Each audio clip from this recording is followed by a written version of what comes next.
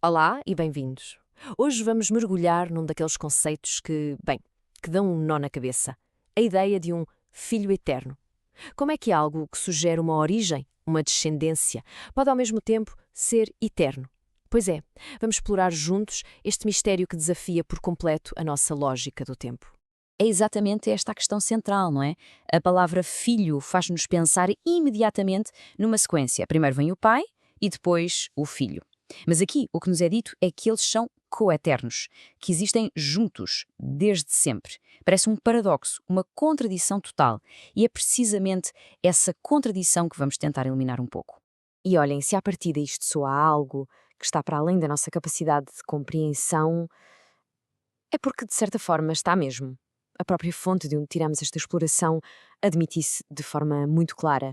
Por isso, o nosso objetivo aqui não é resolver o mistério como se fosse um problema de matemática, mas sim maravilharmos-nos com ele e tentar espreitar a sua grandeza. Para nos ajudar a navegar neste tema tão profundo, vamos seguir um roteiro com 5 pontos. Começamos pelo mistério em si, depois olhamos para a identidade e a natureza do filho, a seguir para os seus poderes e os seus limites, e por fim para a questão de como é que nós podemos sequer começar a compreender o infinito. Muito bem, vamos lá ao nosso primeiro ponto. A chave, ou pelo menos uma das chaves para este paradoxo, está em percebermos que palavras como primeiro ou filho são, na verdade, metáforas. São uma espécie de tradução de uma realidade que existe fora do tempo para as nossas mentes que só conseguem mesmo pensar em termos de antes e depois. O ponto focal é este. O filho não é uma criação que veio depois. Ele é a expressão perfeita e, mais importante, instantânea da própria identidade do pai. Imaginem uma ideia tão absoluta, tão completa, que no mesmo instante eterno em que existe, se expressa na sua totalidade. Não há aqui um compasso de espera entre a ideia e a sua expressão. Acontecem em simultâneo, na eternidade. Sendo assim, qual é a sua identidade específica? Enquanto o pai é a primeira fonte, o filho é a segunda fonte.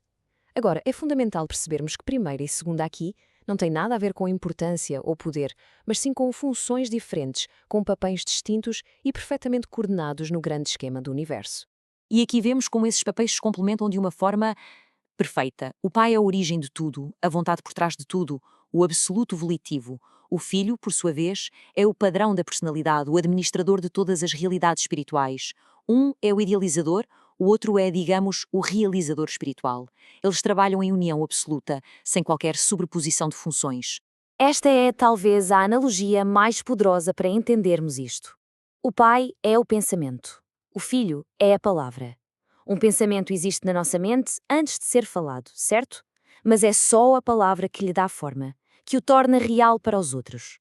Só que na eternidade não existe este antes. O pensamento e a palavra existem juntos, inseparáveis, desde sempre.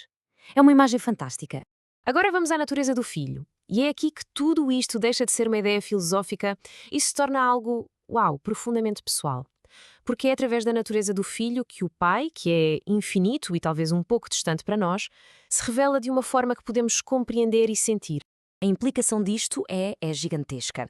Significa que o filho não é apenas um representante ou uma versão menor do pai. Não. Ele é a revelação pessoal e perfeita do pai.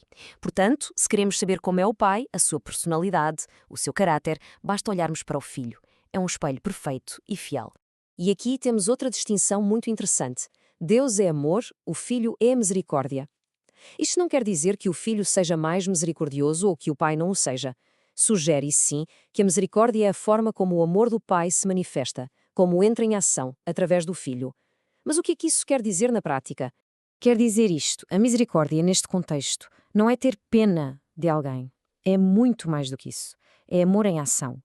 É o amor infinito do Pai a ser aplicado, a ser ministrado, a ser sentido por toda a criação, através da personalidade calorosa, próxima e acessível do Filho. É, no fundo, o amor que serve. Para tornar esta diferença talvez um pouco mais clara, a fonte usa uma analogia muito humana. Pede-nos para pensar no amor do Pai como sendo semelhante ao amor paternal, a fonte da nossa existência, do nosso propósito, e no amor do filho como sendo semelhante à afeição de uma mãe, mais próxima, mais carinhosa, que cuida e ministra. O amor na sua essência é o mesmo, mas a forma como é expresso tem estas nuances diferentes. Muito bem. Vamos agora para um lado mais, digamos, técnico da questão. O Filho é de facto omnipotente, mas o seu poder opera em domínios muito específicos. Existe uma economia divina perfeita nisto. As diferentes personalidades divinas não andam a duplicar funções, cada uma tem a sua esfera de atuação muito bem definida. E o domínio de eleição do Filho é o do Espírito. Tudo o que é de natureza espiritual está sob o seu controle absoluto. Ele possui omnipotência, omnipresença e omnisciência espirituais.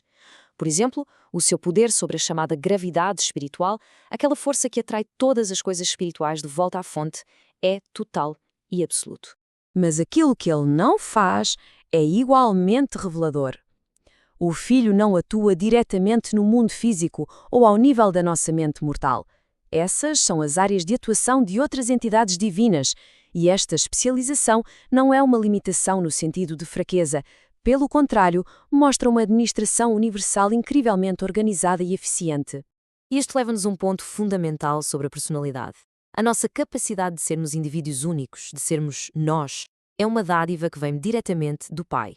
O Filho é um co-criador, participa em todo o processo, claro, mas a fonte original da personalidade, o dom em si, é sempre do Pai.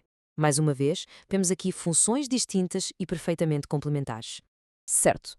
Depois de tudo isto, a grande questão continua no ar.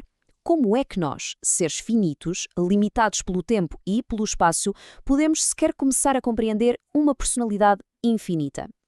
Bem, a resposta, ao que parece, não se encontra em livros ou em raciocínios lógicos, mas sim numa longa jornada de experiência pessoal e espiritual. E esse caminho tem etapas. Começa aqui e agora, na nossa vida mortal, onde temos a ajuda dos filhos criadores para nos dar um vislumbre dessa realidade. Depois, numa longa jornada de ascensão espiritual, a nossa capacidade de o perceber vai aumentando gradualmente, até que, finalmente, no paraíso, a compreensão plena torna-se então possível. E esta é talvez a grande conclusão de tudo. A verdadeira compreensão do Filho Eterno não é um quebra-cabeças intelectual para a gente resolver. É um estado espiritual a ser alcançado. Tem menos a ver com o que sabemos na nossa mente e muito mais a ver com aquilo em que nos tornamos na nossa alma. Para terminar, fica uma reflexão para levarmos connosco. Se a relação mais fundamental de todo o universo é entre um pensamento divino e a sua palavra expressa, o que é que isso diz sobre nós? Qual é o pensamento interior, aquele propósito único que cada um de nós veio aqui para transformar em palavra? Ou seja, em ação real no mundo? A resposta a essa pergunta, bem, essa é a nossa própria jornada.